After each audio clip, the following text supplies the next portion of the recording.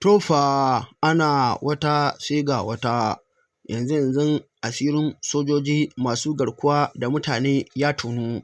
Wa'innan sojoji da aka kama su da laifin garkuwa da mutane, lalle mutane sun sha matuƙar mamaki ganin cewa a matsayinsu na jami'an tsaro wanda sun riga sun san dokar ƙasa abin tare da cewar lalle ba wai a kama ka kana laifin ba, a'a kama goyi bayan mai laifi shi kanshi laifi ne. To amma abin da ya baka mamaki shine sai ga su wa'innan jami'an tsaro an kama su da cin amanar ƙasa, inda ƙuru-ƙuru suke fitowa suna yin garkuwa da mutane. Yanzu kaga irin wa'innan jami'an tsaron ya a ce yanzu daga cikinsu ɗaya zai zama shugaban sojoji, ni na san da wahala ya sati biyu akan wannan mukamin bai yi juyin mulki ba, domin kana ganin ƙaramin mukami gare shi, ƴar ƙaramar dama ce ya samu, amma gashi nan yana ɗaukar makamai yana sayar ma 'yan ta'adda domin a zo a yi garkuwa da mutane. Kuma kowa a ƙasar nan duk wanda yake rayuwa lalle ya san illar 'yan ta'addan nan, ko sun taɓa kama ɗan uwan shi ko ba su taɓa kama ɗan uwan shi ba, lalle zai ji labarin irin rishin mutuncin da 'yan ta'addan nan suke yi, musamman in kana sauraron labaran suka shafi ɓangaren Zamfara, ɓangaren Sokoto, ɓangaren Kaduna, ɓangaren Neja, ɓangaren Abuja.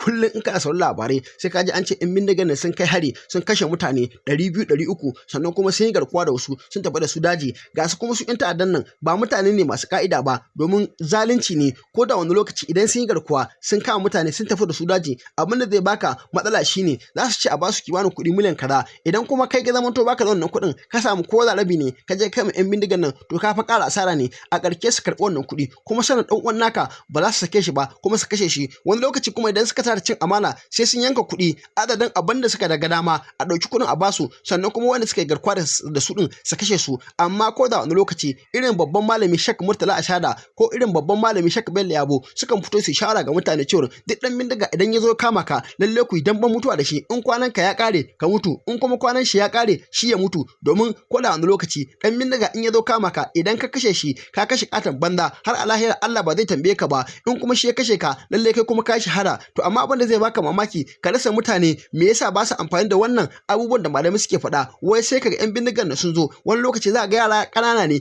'yan shekara 17, 'yan shekara 18, amma sai ga ƙato ɗan shekaru 45 ko ɗan shekaru 50, sai ga yaro ɗan shekara 17 ya tasa shi gaba yana dukansa da bulala, kuma kaga ƙaton nan yana ma wannan yaro biyayya, wanda inda bai da bindiga wallahi wannan ƙaton ba zai ma yaron nan biyayya ba. Kuma ko da wasa shi wannan yaron ba sai daga bulala ya daki wannan ƙato ba, amma saboda ganin wai bindigan nan sai ka ƙaton nan yana mishi biyayya. Kuma shi ka gane shi fa azzalimi ko ka mishi biyayya banza ce, ko ba za ta taɓa amfanar da kai ba duniyar ka da lahirin ka. Duk wani abu da ya ga dama na wulakanci wallahi zai maka, kuma idan ka tubure mishi ba shi ne zai sa ya kama ka ya kashe ka ba. Domin dai kowa ya san akwai wanda za ka ga 'yan bindigan nan sun zo har cikin gidansu sai za su tafi da su daji, amma menene su tubu da su ce ba za su bi 'yan bindiga na daji ba. A gwabza faɗa wani lokaci in kwanan mutum ya ƙare su kashe shi take yanki a gurin, in kuma kwanan shi bai ƙare ba wani lokaci za ga sun mushi dukan tsiya ko su harbe shi da bindiga su bar shi a gurin, sannan 'yan uwansu su ɗauke shi su kai shi asibiti. To lalle haka yafi. Ba za a gane cewa lalle shawarwarin da malaman nan suke barwa ba shawarwari ne masu kyau ba, a'a sai da 'yan bindigan nan tsotsai yasa suka ɗauke ka suka kai ga daji, sannan za a gane haka. Domin idan ka shiga dajin nan sai kai sati ba su baka abincin da zaka ci ba,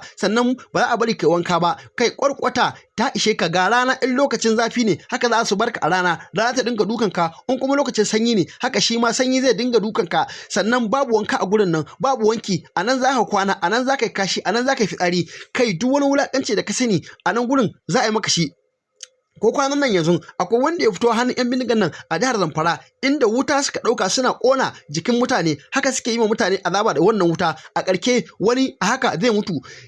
Kai abubuwa iri-iri wanda wasu abubuwan lalle ba su taɓa lissafuwa ba sai wanda ya je gurinsu, sai kuma wanda ya fito daga hannunsu kaga yana ba da irin wannan mugun labarin azabtarwa da suke ma mutane. Dan Allah dan Annabi, idan yau ne farkon zuwa ka wannan tasha tamu ka danna mana alamar subscribe, ka danna mana alamar ƙararrawa, ka yi share din bidiyon nan, kai lakin. Muna godiya sosai. Ga cikakkun bidiyoyin don ku kalla. Rundunar Operation Haɗin Kai ta kama jami'an sojoji 18 da 'yan sanda 15 da ake zargin suna sayar da makamai ga 'yan ta'adda a wani samame da aka gudanar a jihohi 11 na Najeriya. Jaridar Punch ta ruwaito kakakin rundunar Manjo Janar Abdulsalam Abubakar a ta bakin Manjo Ademola Owolana ya ce an kama jami'an ne a jihohin Bauchi, Benue, Borno, Ebonyi, Enugu, Lagos, Plateau, Kaduna, Rivers, Taraba da Abuja. Haka kuma an damƙe fararen hula 8 da wani basarake 1 tare da wani mai kula da rumbun ajiye makamai na runduna ta 8 Army Rappel wanda ake zarginsa da safarar makamai tun shekarar 2018, inda aka gano naira miliyan 45 a asusunsa. To, jama'a assalamu alaikum. Rundunar sanda ta ƙasa reshen jihar Kano ta kai ga nasarar kama waɗanda ake zargi da kisan gilla na DPO na Rano. Wannan rundunar ta 'yan sanda a jihar Kano ta bayyana alhini da jimami bisa mummunan kisan gilla da aka yi wa baturen 'yan sanda na Rano, CSP Baba Ali, yayin da yake kan bakin aiki. Rundunar 'yan sanda ta kalli wannan kisa na rashin hankali da rashin imani da al'umma suka yi masa, haka zalika kuma a matsayin mummunan hari ne wannan ga zaman lafiyar al'umma da kuma cin mutunci ga jajircewar jami'an 'yan sanda da ke fuskantar haɗari kowace rana don kare rayuka da kuma dukiyoyin al'umma. Sai dai wannan runduna ba za ta yi ƙasa a gwiwa ba wajen tabbatar da cewa an gurfanar da duk wanda aka samu da hannu a wannan ta'asa a gaban kotu. Bayan gudanar da bincike, an kama mutane 41 har da waɗanda aka gani dumu-dumu da wannan aika-aika a cikin wannan lamarin. 'Yan sanda yanzu haka na ci gaba da aiki tukuru don tabbatar da cewa ba a bar kowa ba cikin waɗanda suka aikata wannan mummunan aika-aika.